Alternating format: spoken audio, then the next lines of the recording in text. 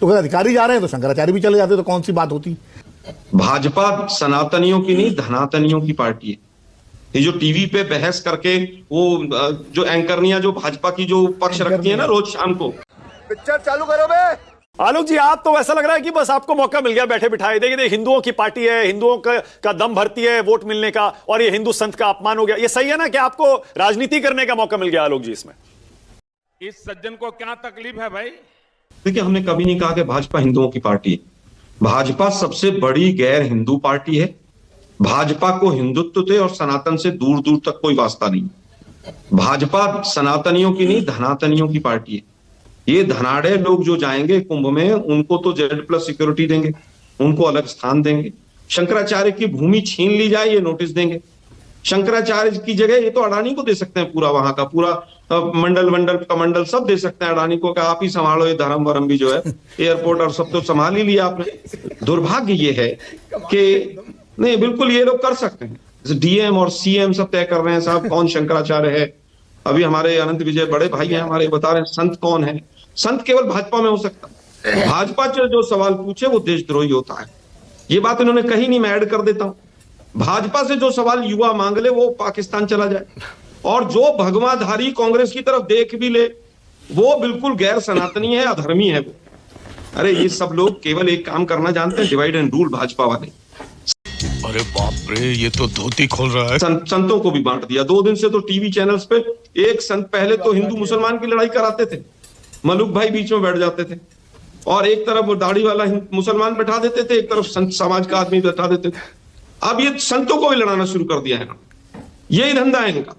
अरे चारों शंकराचार्य तब याद नहीं आए जब राम मंदिर का उद्घाटन करने मोदी जी चले गए, तब याद नहीं आए। अच्छा, मतलब योगी जी को आप संत मान रहे हैं ना आलोक जी? योगी जी को संत मान रहे हैं ना? देखिए मेरे लिए भगवाधारी कोई भी है वो संत है। बहुत बढ़िया, इसमें कहीं कोई दो राय नहीं। लेकिन दुर्भाग्य ये तो संतों को लड़वाने का काम कर रहे हैं। दुर्भाग्य ये अपनी डिग्री नहीं दिखानी अपने PM केयर फंड का। अच्छा, जरा आलोक शर्मा को फुल स्क्रीन लाइएगा, जरा आलोक जी को फुल स्क्रीन लाइए। मांग रहे हैं, एक मिनट न्यूज़ 24 की। हाँ ये अब, क्योंकि आलोक जी आपको फुल स्क्रीन मैंने इसलिए लिया कि आपका ये चंदन का टीका भी लोगों को दिखा सकूं। टीका लगा के आए हैं पंडित जी? नहीं, मैं टीका हमेशा लगाता हूं। हमेशा लगाते हैं। और तो फिर एक हिंदू और पक्के हिंदू, सच्चे हिंदू होने के नाते आलोक जी बता दीजिए, अभी मुक्तेश्वरानंद को आप शंकराचार्य मानते हैं नहीं मानते, नंबर 1। और दूसरा, जब उन्होंने कहा राहुल गांधी हिंदू धर्म से बाहर, आप उनके इस फैसले का स्वागत करते हैं या उसे नहीं मानते? विरोध करता है। देखिए मैं अभी बताता है भाई, अभी बताता है, अभी किया ना, अभी बताता है। समझता हूं कि जब 3 शंकराचार्य अपने चौथे मित्र को शंकराचार्य मानते हैं तो मानक गुप्ता की या आलोक शर्मा की क्या हैसियत है कि उसके ऊपर सवाल खड़ा करें। शंकराचार्य हैं, उन्होंने जो भी कहा हम उसको आशीर्वाद रूप लेते हैं। वो राहुल गांधी जी को अगर कोई शिक्षा के रूप में कोई चीज डांट के भी कहते हैं, हम उसको भी आशीर्वाद के रूप में लेते हैं।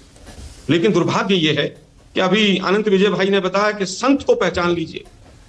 कानून को जो मानता हो वो संत इनकी नजर में, बीजेपी वालों की में आसाराम संत है सबसे बड़ा, क्योंकि कानून को मानता हो जेल में रहता है। राम रहीम, उसको 40 बार पैरोल दी, पैरोल से बाहर नहीं जाता वो। तो साथी क्या बोल रहा है? वो संत है इनकी नजरों में। लाला रामदेव संत है इनकी नजरों में। वो जो महिलाओं के कपड़े पहन के वहां से रामलीला ग्राउंड से भागा था, वो संत है। वो आज उपदेश दे रहा है संतों के ऊपर।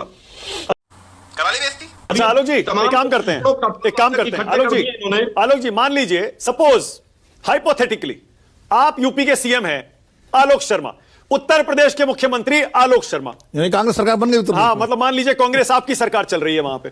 ऐसे ही तो सुनिए ना, अरे आलोक जी रुकिए ना। वैसे तो बनने के लिए ऐसे ही सही।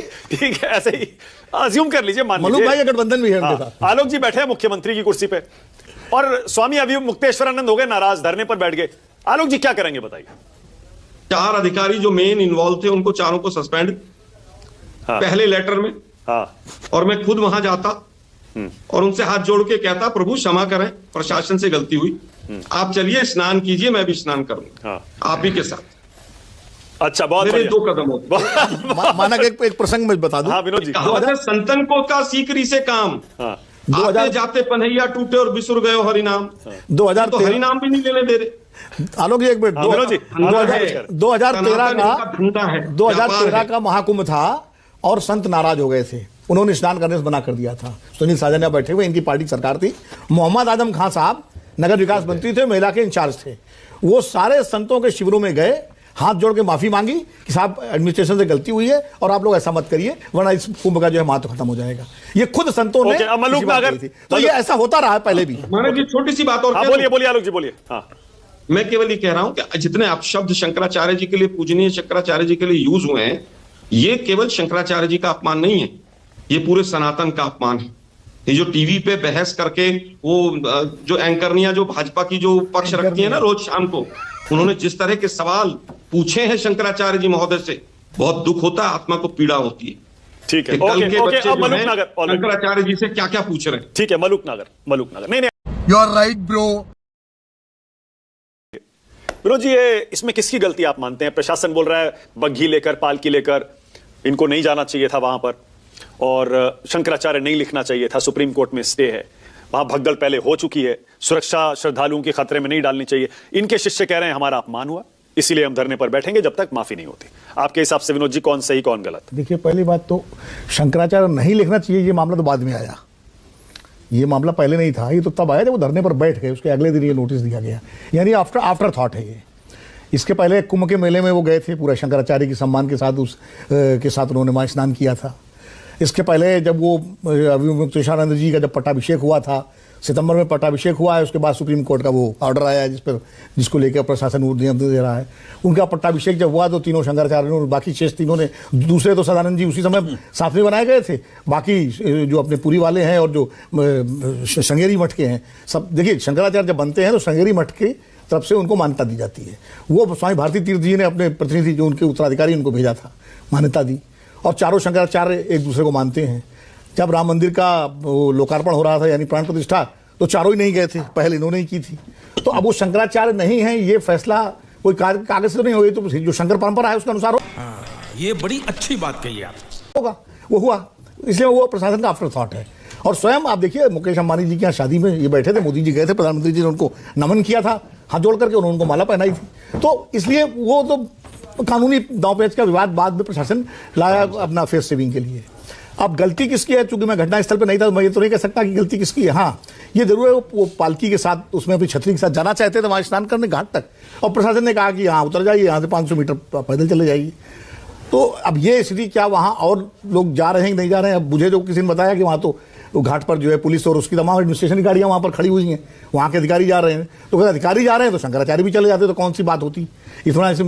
लेकिन अब यह मुद्दा बन गया, छोटी सी घटना का मिसहैंडल हुई और एक मुद्दा बन गया। भारतीय जनता पार्टी है दुविधा का शिकार। दुविधा यह है कि उनकी अपनी सरकार है उत्तर प्रदेश में, योगी आदित्यनाथ जैसे हिंदुत्व के जो प्रखर हिंदुत्व के जो प्रतीक हैं वो मुख्यमंत्री हैं, उनकी सरकार है, उनका प्रशासन है, और कोई भी अधिकारी इतनी हिम्मत नहीं कर सकता कि वो शंकराचार्य को इस तरह रोक के दमड़ा विवाद खड़ा करे जब तक कि उसको ऊपर से क्लियरेंस ना हो। तो ये भारतीय जनता पार्टी भी समझती है। लेकिन चूंकि वो शंकराचार्य की पदवी पर आसीन है और तीनों शंकराचार्य उनके समर्थन में हैं, वो आपने निश्चलानंद जी ने उनको लाडला कहा है, सदानंद जी ने उनके पक्ष में बयान दे दिया है, और तीसरे वो स्वयं हैं, और भारतीय तीर्थ वाले जो है वो मान्यता दे चुके हैं, वो श्रृंगेरी वाले जो है। तो अब ऐसे में भारतीय जनता पार्टी की दुविधा ये है कि वो शंकराचार्य के खिलाफ कैसे बोले या इस एक्शन का समर्थन कैसे करे। तो डैमेज कंट्रोल के लिए केशव प्रसाद मौर्य जी सामने आए। अच्छा। और उन्होंने बहुत विनम्र भाषा में कहा कि भाई नमन करता हूं, मैं प्रणाम करता हूं शंकराचार्य भगवान जी को, अब वो स्नान करें और मैं जाके और कार्रवाई होगी, जो दोषी पाया जाएगा। उन्होंने एक तरह से मामले को ठंडा करने का बयान दिया। ये झूठ है, झूठ है, झूठ है। अब वो मुख्यमंत्री जी का कालनेमी वाला आ गया। अब कालनेमी नाम तो नहीं लिया उन्होंने, लेकिन इशारा उनका किस तरह वही है। और कालनेमी के बारे में तुलसीदास जी ने लिखा है कि उघरे अंत न होए निबाहु, कालनेमी जो रावण राहु। तो कालनेमी के बारे में ये कहा जाता है कि जब रावण गया है कालनेमी के पास कि तुम हनुमान जी का रास्ता रोको, तो कालनेमी ने पहले समझाया कि उन हनुमान जी का जिन्होंने लंका जला दी, पूरी लंका उनका रास्ता नहीं रोक पाई, मैं कैसे रोकूंगा। तो रावण ने कहा तुम जाओ, नहीं तो मैं तुम्हारा वध कर दूंगा। तो उसने सोचा, उस कालनेमी ने, कि अच्छा है भैया, भगवान श्री राम के दूत के हाथों से मेरी मृत्यु हो, बजाय ये कि इस रावण के हाथ से मृत्यु हो। वो जाके उसने अपना वहां प्रपंच रचा और एक कपटी मुनि बन के बैठ गया और हनुमान जी का रास्ता रोकने की कोशिश की, बाद में हनुमान जी ने उसका वध कर दिया। ये कहानी है। तो अब कालनेमी कौन है ये तो योगी जी जाने या उसका मतलब निकाले, लेकिन कालनेमी रावण के लिए राहु साबित हुआ, इसलिए तुलसीदास जी। लेकिन विनोद जी, आपने ना एक ये तो लेने के देने पड़ गए। बहुत ही दिलचस्प और बहुत ही विवादित बात कह दी क्या? आपने कहा कि शंकराचार्य का फैसला तो भैया शंकराचार्य ही करेंगे, इसमें सुप्रीम कोर्ट का क्या लेना देना? नहीं, ये मैंने नहीं कहा। मैंने ये कहा सुप्रीम कोर्ट ने एक आदेश दिया है, लेकिन उसके पहले उनका पट्टाभिषेक हो चुका था। मैं सिर्फ तथ्य रख रहा हूं। मैं ये नहीं कह रहा हूं फैसला कौन कर, लेकिन शंकर परंपरा में यही होता है कि चारों शंकराचार्य मिलकर के शंकराचार्य तय करते। इनके जो गुरु थे स्वरूपानंद जी, उन पर भी मुकदमा था। उन पर वो 2 पीठों के शंकराचार्य थे, ज्योतिष पीठ के और शारदा पीठ के। और सुप्रीम कोर्ट ने इनके मामले में तो कह दिया ना कि इनको सुप्रीम कोर्ट का ये शंकराचार्य का प्रोटोकॉल हम नहीं दे सकते, हम उनको शंकराचार्य की मान्यता नहीं दे सकते। सुप्रीम कोर्ट ने जो अभी इनके एक वकील है मिश्रा जी, वो गए थे, जो राम मंदिर के उसमें भी वकील थे, उन्होंने उनका बयान देखिए, वो कुछ और बता रहे हैं। वो कह रहे हैं सुप्रीम कोर्ट ने ये कहा, मैंने तो फैसला देखा नहीं सुप्रीम कोर्ट का। वो तो प्रशासन पे ही कह रहे हैं, उन्होंने कहा मैं कंटेम्प्ट दायर करूंगा, मिश्रा जी ने। तो अब ये तो कानूनी मामला है नुक्ताचीनी वाला, इसमें मैं नहीं पढ़ता। लेकिन मैं तो तथ्य रख रहा हूं कि स्वरूपानंद जी पर भी मुकदमा था, वासुदेवानंद जी को उनके समानांतर शंकराचार्य बनाया गया था, वो भी मुकदमा केस चला, आखिर तक वो शंकराचार्य रहे। और यहां तक कि राष्ट्रीय स्वयंसेवक संघ के तमाम लोगों ने पहले एक समय में उनको कांग्रेसी शंकराचार्य कहा, लेकिन बाद में राम मंदिर आंदोलन में जिस तरह उनकी भागीदारी थी, उसके बाद सुदर्शन जी खुद उनसे मिलने गए और उनसे कहा कि सहयोग करिए हमारे साथ। ये सारी चीजें तथ्य में हैं, तो ये कोई वो बात नहीं कह रहा हूं। तो इसलिए अभिमुक्तेश्वरानंद जी शंकराचार्य हैं या नहीं है, इस विवाद में मैं नहीं पढ़ना चाहता। सुप्रीम कोर्ट का वो ऑर्डर मैंने देखा नहीं है, उसमें मिश्रा जी ने कुछ कहा है, वो मिश्रा जी का भी वो है। मैं तो ये कह रहा हूं जो परंपरा शंकर परंपरा है उसमें इससे, और जब इनका और सदानंद जी का जो द्वारिका पीठ शंकराचार्य, इनका जब पट्टाभिषेक हुआ था तो स्वामी भारती तीर्थ जी के प्रतिनिधि भी मौजूद थे, फिर वहां से श्रृंगेरी से इनको मान्यता मिली और एक तरह से जो परंपरा उसके हिसाब से हुआ पट्टाभिषेक। बाकी मुकदमेबाजी हो रही है, मुकदमेबाजी तमाम सारे मठों पे है, बहुत सारे उस पे है, इसीलिए मैंने कहा स्वरूपानंद जी की मुकदमेबाजी। और उस स्थान पर काबिज कौन है? ज्योतिष पीठ पर तो यही है, यही बैठते हैं, वहीं आ जाते हैं, और शारदा पीठ में वो बैठे हुए हैं सदानंद जी। ठीक है अनंत, ये बिक गई है गवर्नमेंट, अब गवर्नमेंट में कुछ नहीं है जी। सुनील साहब, अखिलेश जी सीएम होते तो आप तो ये कहेंगे ऐसी नौबत ही नहीं आती, अब आ गई है। मान लीजिए सीएम आज होते तो क्या करते, कैसे सुलझाते इसको? देखिए मानक जी, अगर हमारे नेता आदरणीय अखिलेश यादव जी उत्तर प्रदेश के सीएम होते तो ये सच है कि ऐसा नहीं होता। और क्यों नहीं होता? क्योंकि इस तरीके की एक घटना 2015 में जब हुई तो हमारे नेता ने प्रशासन को डांटा और खुद आश्रम जाकर के, पहले तो फोन पर माफी मांगी और फिर खुद आश्रम जाकर के नतमस्तक हुए और माफी मांगी। तो अगर एक बार माफी मांग चुके थे तो इसका मतलब साधु संतों के साथ ऐसा नहीं होता। मैं आपके कार्यक्रम में कह रहा हूं, बड़ी जिम्मेदारी के साथ कह रहा हूं, उत्तर प्रदेश में जब माननीय अखिलेश यादव जी मुख्यमंत्री थे तो माननीय योगी आदित्यनाथ जी की फाइल आई थी। अगर वो चाहते कि भाजपा के खिलाफ या किसी साधु संत के खिलाफ या बीजेपी के नेता के खिलाफ कार्रवाई करने का उनके पास मौका था, लेकिन उन्होंने कहा नहीं, संत है, आप छोड़ दीजिए। क्या मौका था? अब जो फाइल आई थी आप पता कर लीजिएगा, आप बताइए, आपको जानकारी होगी। बड़ी बात कह रहे हैं? नहीं, बड़ी बात नहीं कह रहा हूं। तो हमारे धारा में कौन से अपराध में एफआईआर करवाते, बताइए जरा। नहीं, अरे उन पर अपराध थे, उन पर तो दंगा कराने का अपराध था, उन पर मुकदमे थे, वो जेल गए थे। You are right bro. लेकिन वो फाइल हमारे नेता ने बड़ा मन दिखा करके एक संत के प्रति या सनातन के प्रति या आस्था के प्रति, क्योंकि आज जो आप डिबेट कर रहे हैं ये पॉलिटिकल पार्टी की डिबेट नहीं है, ये हमारी आस्था का और परंपरा की डिबेट है।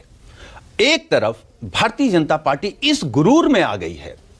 मेरा तो पहला सवाल है, उत्तर प्रदेश के मुख्यमंत्री जी ने क्यों डंडे चलवाए, क्यों अपमानित किया? जानबूझ के किया, ऐसा नहीं कि प्रशासन से गलती हुई, जानबूझ करके किया। जिस शंकराचार्य जी को दंडवत नमस्कार या प्रणाम देश के आदरणीय प्रधानमंत्री जी करते नजर आए हों या देश के बड़े उद्योगपति करते नजर आए हों, वो अडानी साहब हों, अंबानी साहब हों, जो लोग भी, जानबूझकर क्यों करवाएंगे? अब सुनिए ना योगी जी, जानबूझकर अभिमुक्तेश्वरानंद पर डंडे क्यों चलवाएंगे भाई? हाँ, ये एक बड़ी बात है और यही मुद्दा है। दरअसल देश में मुद्दे भटक रहे हैं। असली मुद्दा क्या है? शंकराचार्य जी ने सबसे पहला विरोध किस बात का किया कि उन्होंने कहा कि राम मंदिर का जो उद्घाटन हो रहा है उसका मुहूर्त ठीक नहीं है, पहला। दूसरा, उन्होंने कहा कि एक संत उत्तर प्रदेश का मुख्यमंत्री और 150 से ज्यादा अधिक पौराणिक मंदिर तोड़ दिए गए, मूर्तियां तोड़ दी गई काशी में। दूसरा, तीसरा, जब उन्होंने संगम में जो दुर्घटना हुई, हम उसको दुर्घटना मानते हैं, कुंभ में जो दुर्घटना हुई उसका जिम्मेदार उन्होंने प्रशासन और सरकार को बनाया। और इनमें कौन सा एक सवाल है जो झूठा है? और जो सबसे ज्यादा बीजेपी को खलता है कि शंकराचार्य जी कह रहे हैं ये हिंदू राष्ट्र बनाने की बात करते हैं, मां गाय गौ माता को काटा जा रहा है, बड़ी संख्या में काटा जा रहा है, उत्तर प्रदेश से लेकर पूरे देश में काटा जा रहा है। इस पर बीजेपी मौन है। अच्छा, और जो भी सिर्फ बीजेपी यही नहीं मौन है, आपके स्टूडियो में मौन। मुझे क्रेडिट नहीं चाहिए,